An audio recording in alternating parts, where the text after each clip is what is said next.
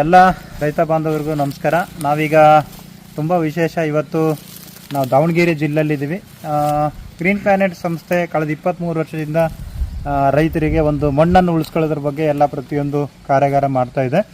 ನಮ್ಮ management doctor Manjinder Singh ಅಂತ ಹೇಳಿ ರೈತರ ಹೊಲಕ್ಕೆ ಕಳಿಸಿದೆ ಮತ್ತು ತಾಲೂಕಾ ಲೆವೆಲ್ಲು ಡಿಸ್ಟಿಕ್ ಲೆವೆಲ್ ತರಬೇತಿ ಕಾರ್ಯಕ್ರಮವನ್ನು ಕೊಡ್ತಾ ಇದೆ. ಇವತ್ತು ನಾವು ಇಲ್ಲಿ ಒಬ್ಬ ಪ್ರಗತಿಪರ ಯುವ ರೈತರ ತೋಟಕ್ಕೆ ಬಂದಿದ್ದೀವಿ. ಅವರಿಗೆ ಏನೇನೆಲ್ಲ ಇದಾಯಿತು ಅದರ ಬಗ್ಗೆ ನಾನು ವಿಚಾರ ಮಾಡ್ತೀನಿ.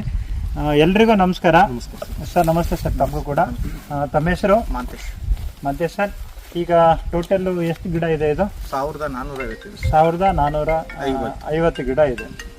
1450 ಗಿಡಕ್ಕೆ ಮೊದಲು ಈ ಗ್ರೀನ್ ಪ್ಲಾನೆಟ್ ಅನ್ನ ಎಷ್ಟು ಸಮಯದಿಂದ ಸ್ಟಾರ್ಟ್ ಮಾಡಿದ್ರಿ? ಈಗ ಸರ್ ಈಗ 2 ವರ್ಷದ ಹಿಂದ್ಗಡೆಯಿಂದ ಈ ಗ್ರೀನ್ ಪ್ಲಾನೆಟ್ ಅನ್ನು ಯೂಸ್ ಮಾಡ್ತಾ ಇದೀವಿ. ಈಗ ಹಳ್ಳು ಈಗ 2 ವರ್ಷದ ಮೊದಲೆಲ್ಲ ನೀವು ಗ್ರೀನ್ ಪ್ಲಾನೆಟ್ ಬಳಸಕ್ಕಿಂತ ಮೊದಲು ಕೆಮಿಕಲ್ ಬಳಸ್ತಾ ಇದ್ವಿ. ಅವಾಗ ಏನು ತೊಂದರೆಗಳು ಇತ್ತು ನಿಮ್ಮ ತೋಟದಲ್ಲಿ? ಅರಳು ಬಹಳ ಉದುರೋದು, ಕೆಳಗೆ ವರ್ಷ ಹರಳು ಜಾಸ್ತಿ ಉದುರೋದು. ಈ ಸಲ ಅರಳು ಉದ್ರಿಲ್ಲ ಅದು ಯೂಸ್ ಮಾಡಿದ್ಮೇಲೆ. ಆಮೇಲೆ ಇಳುವರಿನೂ ಹೋದ ವರ್ಷಕ್ಕಿಂತ ಈ ವರ್ಷ ಚೆನ್ನಾಗಿ ಇದೆ. ಗಿಡದಲ್ಲಿ ಆರೋಗ್ಯದಲ್ಲಿ ತೊಂದರೆ ಏನಿತ್ತು, ಏನ್ ಬದಲಾವಣೆ ಆಗಿದೆ? ಆರೋಗ್ಯದಲ್ಲಿ ಅದೇ ಈ ಹಳ್ಳು ಡ್ರಾಪ್ ಆಗೋದು, ಆಮೇಲೆ ನೆರಳು ಬಿಸಿಲು ಬಹಳ ಬೀಳೋದು, ಅಂದ್ರೆ ಗರಿಗಳು ಜಾಸ್ತಿ ಬೀಳುತ್ತೆ. ಗರಿಗಳು ಇಷ್ಟು ಸೈಜ್ ಇರಲಿಲ್ಲ.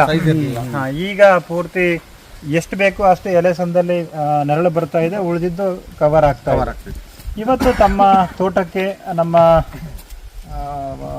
ನಮ್ಮ ದಾವಣಗೆರೆ ಆರ್ಗನೈಸೇಷನ್ ಇಂದ ನಿಮಗೆ ಇಷ್ಟು ವರ್ಷ ಸರ್ವಿಸ್ ಅನ್ನ ಮಾಡಿ ಇವಾಗ ಸಂಸ್ಥೆಯಿಂದ ಒಂದು ವಿಜ್ಞಾನಿಗಳು ಬಂದಿದ್ದಾರೆ. ನೀವು ಮೊದಲೆಲ್ಲ 60 ವರ್ಷದಿಂದನೂ ರೈತರು ಕೆಮಿಕಲ್ ಮಾಡ್ತಾನೆ ಇದ್ದಾರೆ. ನಿಮ್ಮ ಜಮೀನಿಗೆ ಒಂದು ಕೃಷಿ ವಿಜ್ಞಾನಿಗಳು ಬಂದಿರೋದು ಸಂಸ್ಥೆಯಿಂದ ನಿಮ್ಗೆ ಏನ್ ಅನ್ಸುತ್ತೆ? ಒಳ್ಳೆ ತುಂಬಾ ಖುಷಿ ಆಯ್ತು ಬಂದಿದ್ದು. ಅವರ ಮಾರ್ಗದರ್ಶನದಿಂದ ನೆಕ್ಸ್ಟ್ ಏನ್ ಕೊಡ್ಬೇಕು ಅಂತ ಹೇಳಿದ್ದು ಖುಷಿ ಆಯ್ತು. ಅವರೆಲ್ಲ ನಿಮ್ಗೆ ಏನೆಲ್ಲ ಗೈಡ್ ಮಾಡಿದ್ರು? ಈಗ ಅದೇ ಇದನ್ನ ಸ್ಪ್ರೇ ಹೇಳಿದ್ದಾರೆ, ಸ್ಪ್ರೇ ಮಾಡಕ್ ಹೇಳಿದ್ದಾರೆ. ಅದು ಸ್ಪ್ರೇ ಒಂದು ಮಾಡ್ತೀವಿ. ಸ್ಪ್ರೇ ಮಣ್ಣಿಗೆ ಏನ್ ಕೊಡ್ಬೇಕು, ಏನ್ ಹೇಳಿದಾರೆ ಅದು ಮಾಡ್ತೀವಿ. सर पहले केमिकल यूज़ किया ना, बहुत प्रॉब्लम आ रहा है.